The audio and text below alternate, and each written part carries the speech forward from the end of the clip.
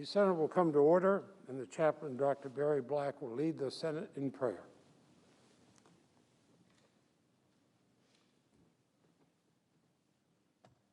Let us pray.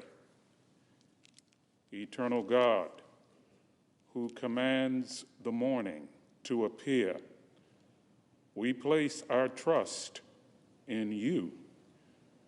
Lord, you keep us from dishonor.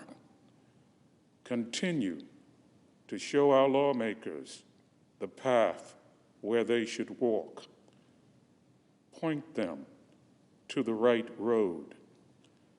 When they have doubts, remove their uncertainty with your wisdom. When they have fears, remind them that you are their refuge and strength. When they experience failure, strengthen them to rise again. Lord, lead them by your truth and teach them how to honor you. We pray in your matchless name. Amen. Please join me in reciting the Pledge of Allegiance.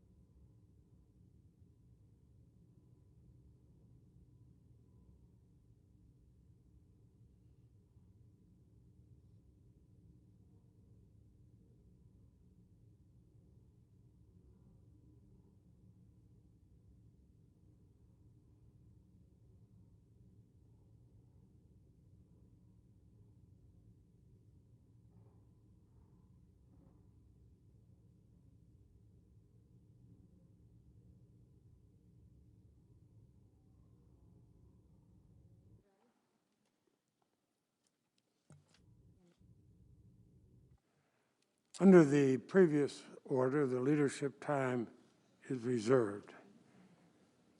And pursuant to S.Res. 29, the Secretary of the Senate-elect will now present herself at the desk to take the oath of office.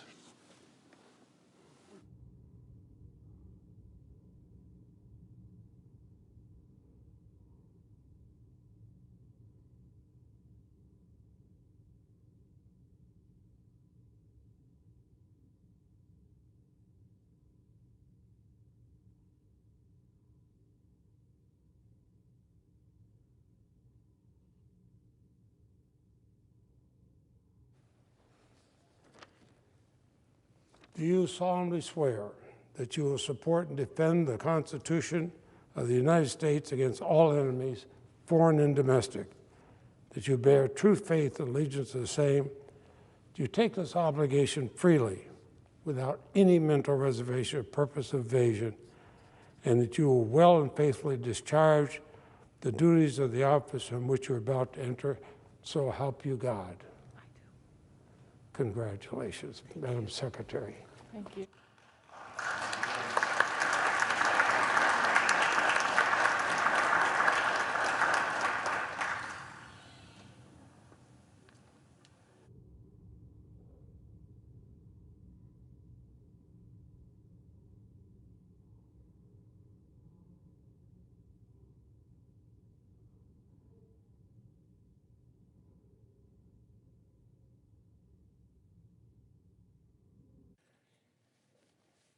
Mr. President, The Majority Leader. it's a proud day for the Senate, and I ask unanimous consent the Senate proceed to the consideration of Senate Resolution 78, submitted earlier today.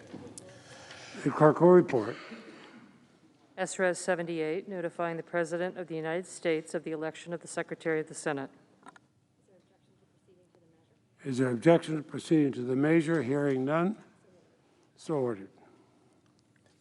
Mr. President, I ask unanimous consent the resolution be agreed to, the motion to be reconsidered be considered made and laid upon the table with no intervening action or debate. Without objection, so ordered. Mr. President, I ask unanimous consent that the Senate proceed to the consideration of Senate Res. 79, submitted earlier today. Clerk will report. Senate Resolution 79, notifying the House of Representatives of the election of the Secretary of the Senate. Is there objection to proceeding to the amendment? Hearing none, the Senate shall proceed.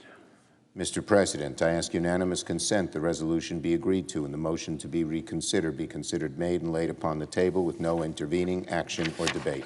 Without objection, it's so ordered. Now, Mr. President. The Majority Leader. Mr. President, we begin this week on a joyful note, welcoming an outstanding individual to serve as the new Secretary of the Senate, Ann Berry, from the office of one Senator Patrick Leahy. The position of the Secretary of the Senate dates back to April 8, 1789, just 2 days after the Senate achieved its first quorum. Today, one day after the conclusion of Black History Month, and on the first day of Women's History Month, Ann Berry was just sworn in as the first Black woman to ever serve as Secretary of the Senate, another glass ceiling broken. It's a testament to her outstanding career as a public servant of the highest caliber. Over her 40 years in Washington, Ann has come to know the ins and outs of the Senate better than just about anyone else who works in the Capitol complex. She came to Washington, a proud native of Birmingham, Alabama, and a graduate of North Alabama University, to work for Senator Howell Heflin.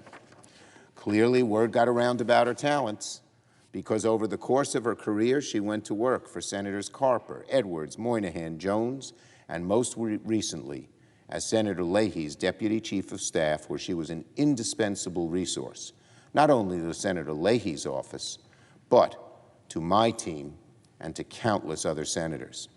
I want to thank Senator Leahy for parting with Ann and lending her considerable talents to the full Senate.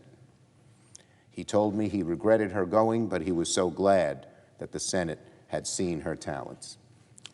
And thank you, Ann, thank you for accepting this incredible responsibility. Congratulations on beginning your historic tenure. And we all wish you the best as you work to bring this great institution to life. As we all welcome Ann to her new role, the Senate bids a fond farewell to Julie Adams and Mary Jones. Over the last 6 years, Julie Adams and Mary Jones have served as Secretary and Assistant Secretary of the United States Senate with impeccable skill and unflappable professionalism. Both are longtime veterans of Washington. Julie worked for many years under Leader McConnell and First Lady Laura Bush, while Mary served in the White House under President George H.W. Bush, and, as I remember, because I was, I guess, chairman or ranking member, I can't recall which, maybe both, as staff director of the Senate Rules and Administration Committee, where she did just a great job.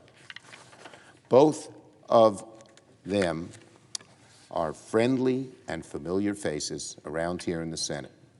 Both have earned the respect here in the Senate of just about everyone who has worked with them. Of course, Julie and Mary deserve special praise for their leadership over the last 12 months. As a global pandemic forced the Senate to adapt in new ways, they kept the Senate functioning in the midst of this historic crisis. And in the wake of the horrific attacks on January the 6th, Julie and Mary were heroic in getting the Senate back on its feet only a few hours after the violence had been quelled. To Julie and Mary, thank you. Thank you for all you have done. The entire Senate wishes you and your families the very best, and we look forward to seeing what the road ahead holds for both of you. Now, on Senate business, Mr. President Pro Tem, the Senate will have a busy week ahead of it. Today and tomorrow, the Senate will confirm 2 more members of President Biden's cabinet, Dr. Miguel Cardona to serve as Secretary of Education, and Governor Gina Raimondo to serve as Commerce Secretary. The Senate will also confirm Dr. Cecilia Rouse to serve as the chair of the Council of Economic Advisors, another history-making pick who will be the first black official to head that department. All 3 nominees are exceptionally well qualified. All have received bipartisan support in their respective committees, including a unanimous vote in favor of Dr. Rouse. As we continue the fight against the pandemic on all fronts, in particular the damage it has caused our schools and our economy, these nominees will have a difficult and important task ahead of them. It will be very good news once we have them confirmed and on the job. The Senate will then return to the American Rescue Plan, comprehensive legislation that will help us crush the virus, recover our economy, and get life back to normal. Defeating the pandemic is national priority number 1. Getting our schools to reopen as safely and quickly as possible, helping small businesses hang on until the economy can come roaring back, keeping teachers and firefighters and other essential employees on the job, providing aid to the jobless, food to the hungry, direct cash payments to millions of Americans struggling with the cost of rent, groceries, medicine, and utilities, speeding the distribution of the vaccine, which is the cornerstone to ending this awfully dark chapter in American history. That's what our country needs, and that's what the American Rescue Plan will achieve. To paraphrase Franklin Roosevelt, we must do the first things first. Last week, the legislation passed in the House of Representatives. This week, the Senate will take up the measure. Let me say that again. The Senate will take up the American Rescue Plan this week. I expect a hearty debate and some late nights, but the American people sent us here with a job to do, to help the country through this moment of extraordinary challenge, to end, through action, the greatest health crisis our country has faced in a century. And that's just what we're going to do. Now, on another matter entirely, Madam President, voting rights. The story of American democracy is a long and messy one, full of contradictions and halting progress. It was a century and a half after our founding before women got the right to vote, another half century before African Americans could enjoy the full rights of citizenship. It took mighty movements, decades of fraught political conflicts to achieve even those basic dignities and establish the United States as a full democracy worthy of the title. But any American who thinks that today in 2021 that fight is over, that the fight for voting rights is over, is sorely and unfortunately, sadly mistaken.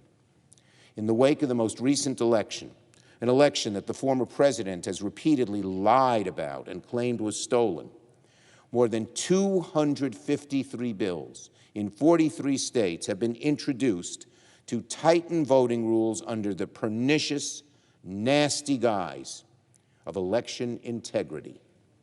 In Iowa, the state legislature voted to cut early voting by 9 days. Polls will close an hour earlier. And they voted to tighten the rules on absentee voting, which so many, the elderly, the disabled, the frail, depend on. In Wisconsin, Republican lawmakers have proposed limiting ballot drop boxes to 1 per municipality. A municipality of hundreds of thousands and a tiny one get the small one. I wonder why. I wonder why. In Arizona, one Republican legislator wants to pass a law allowing the state legislators, listen to this, Madam President, to ignore the results of the presidential election and determine their own slate of electors. One legislator in Arizona wants to pass a law allowing state legislators to ignore the results of the presidential election and determine their own slate of electors. That doesn't sound like democracy. That sounds like dictatorship. The most reprehensible of all efforts might be found in Georgia, where Republicans have introduced a bill to eliminate all early voting on Sundays, a day when black churches sponsor get-out-the-vote drives known as Souls to the Polls. We have supposedly come a long way since African Americans in the South were forced to guess the number of jelly beans in a jar in order to be allowed to vote. But it's very difficult to look at the specific laws proposed by Republican legislatures around the country designed to limit voter participation in heavily African American and Hispanic areas, to lower turnout and frustrate election administration in urban districts and near college campuses, to gerrymander the districts to limit minority representation with, quote, almost surgical precision, to specifically target and thwart black churches from organizing voting drives. It is difficult, very difficult, not to see the tentacles of America's generations-old caste system, typically associated with slavery and Jim Crow, stretching into the 21st century and poisoning the wellspring of any true democracy, free and fair elections. We see a lot of despicable things these days, but nothing seems to be more despicable than this. When you lose an election in a democratic society, you update your party platform and appeal to more voters. You don't change the rules to make it harder for your opponents to vote, especially not African Americans, Hispanics, Native Americans, and other voters who have been historically disenfranchised. That response is toxic to democracy, and indeed is the very opposite of democracy. Make no mistake, these despicable, discriminatory, anti-democratic proposals are on the move in state legislatures throughout America. They must be opposed by every American, Democrat, Republican, Independent, liberal, conservative, moderate, who cherishes our democracy. This is just,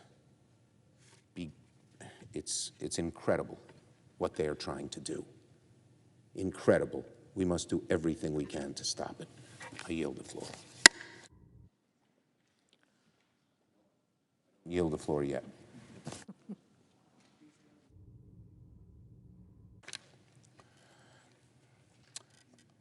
Madam President, I understand there are two measures at the desk due for a second reading en bloc. The leader is correct. The clerk will read the titles of the bills for the second time. S-461, a bill to create a point of order against legislation modifying the number of justices of the Supreme Court of the United States. Senate Joint Resolution 9, proposing an amendment to the Constitution of the United States to require that the Supreme Court of the United States be composed of 9 judges. Madam President, Mr. Majority Leader. in order to place the bills on the calendar under the provisions of Rule 14, I would object to further proceeding en bloc. Objection is heard. The bills will be placed on the calendar. Yield the floor.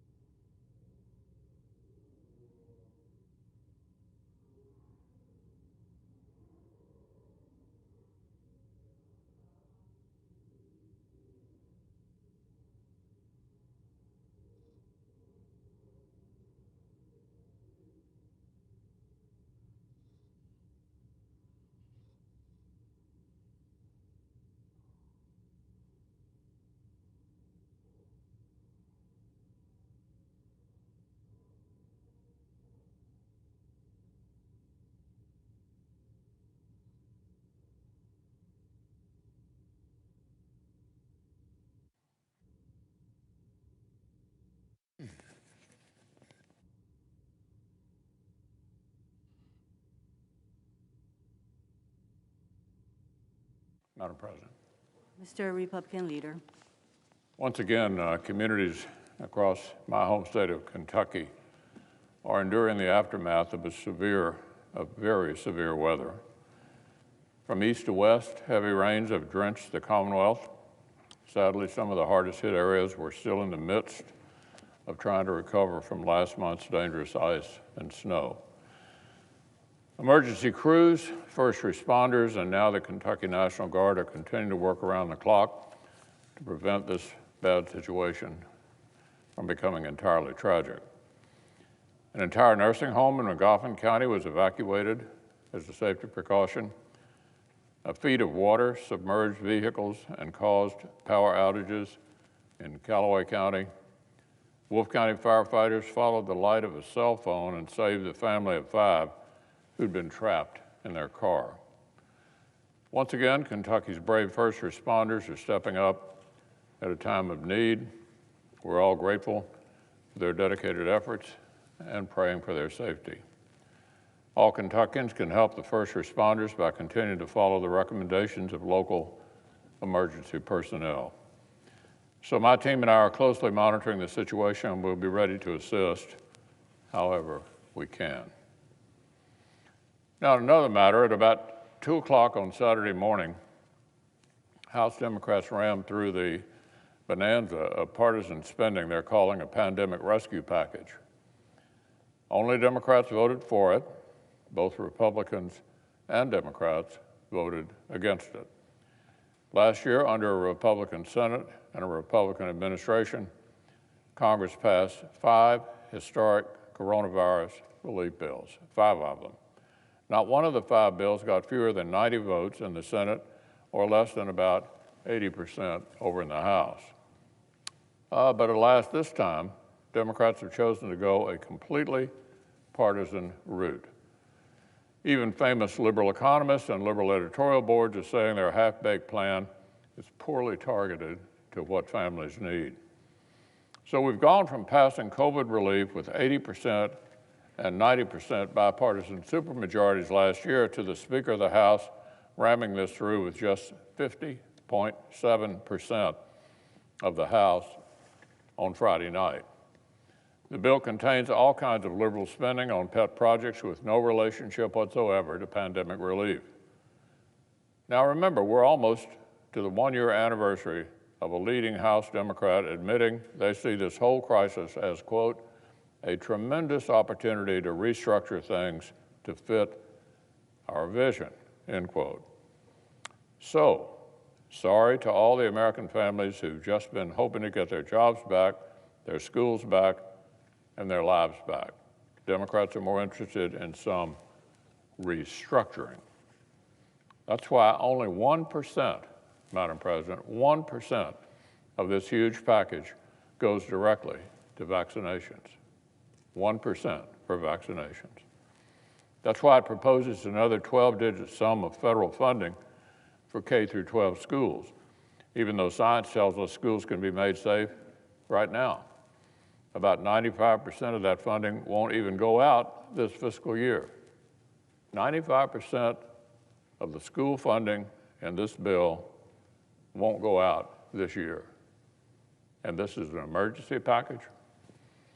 That's why they're pushing economic policies that would drag down our recovery.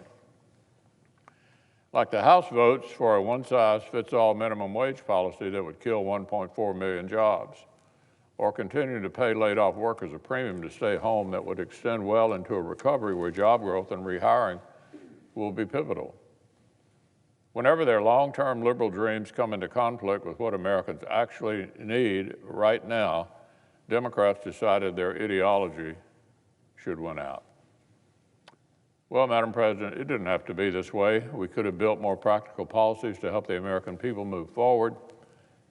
Some Senate Republicans literally went down to the White House to propose that both sides work together like we did 5 times last year. The administration declined. So this is where we are, a bad process, a bad bill, and a missed opportunity to do right by working families. Now, one final matter. Last weekend brought disconcerting headlines for the supporters of freedom and democracy in Asia. In Burma, the military junta's month-long coup turned bloody. 18 protesters have been murdered, and at least 1,000 civilian officials have been imprisoned on farcical grounds.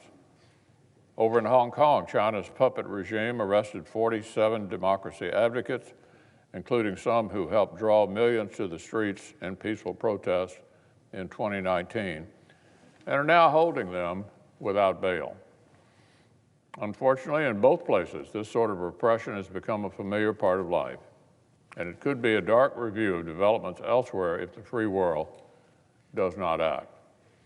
Even as Burma's civilian government made history in 2015, the military made clear it would keep using cronyism and constitutional manipulation to obstruct real popular control. In last year's election, the people overwhelmingly demanded true democracy and economic transparency. But that also raised the risk for those working publicly to make permanent reforms. The military's detention spree has hit Burma's civilian leaders, including people like Mia Ai, a longtime Muslim pro-democracy leader. It's also swept up some of the brightest economic reformers working to fight corruption and grow prosperity. Brave men like Bobo Nye, who spent years locked away in Burma's insane prison in the 1980s and 90s, built a successful life abroad and returned to help the civilian government craft economic reforms. Madam President, I ask unanimous consent that this Washington Post article detailing his story be included at this point in the record. Without objection. Even foreign nationals have been subjected to unjustified detention. The world is closely watching the case of Sean Turnell, an Australian scholar who spent years helping Burma's civilian leaders unlock its economic potential. The administration has been right to confirm the junta and to condemn the junta and to consult with Congress on an appropriate response. But as Burma's protesters begin to pay the ultimate price for speaking out, the United States must make it clear that military and police officials will face crippling costs of their own. This should include the military-owned holding companies, which have deep roots in Burma's economy. It's time to lead an international effort to support the people of Burma. It's also time to strengthen our calls for an international response to China's shameless human rights abuses, beginning with Hong Kong. Another round of arrests in the last several days has sent a new wave of student activists to prison with no due process.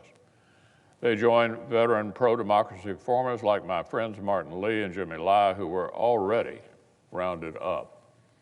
The United States cannot outsource our moral authority in championing democracy around the world. When we stay silent, the voice of the international community is channeled through forums where the most notorious human rights abusers preside over their own trials. The ironically named UN Human Rights Council boasts a membership including such paragons of virtue as the Russian Federation, which has begun sentencing citizens to prison for non-state sanctioned religious beliefs. Oh, and Venezuela, whose rap sheet the State Department spells out as arbitrary detention, forced disappearances, and extrajudicial killings. And Cuba, whose government exports repressive tools to countries like Venezuela. And of course, the People's Republic of China itself, where the hypocrisy stretches from repression in Hong Kong to internment and torture of the Uyghur people in Xinjiang. The Biden administration has advertised a foreign policy focused on human rights and democracy, and quite publicly announced its intention to rejoin the UN Human Rights Council. Well, fine, let Burma and Hong Kong and Xinjiang and Belarus be tests of this administration's approach to the Council. But the White House must not put much trust in this corrupted institution. We should be uniting like-minded democracies around actions that the United Nations panels are either unwilling or unable to take. With respect to Hong Kong, the prior administration took several concrete steps, from closing PRC investment loopholes in Hong Kong to imposing targeted sanctions. Now is the time for the Biden administration to show its resolve as it confronts serious tests of its own.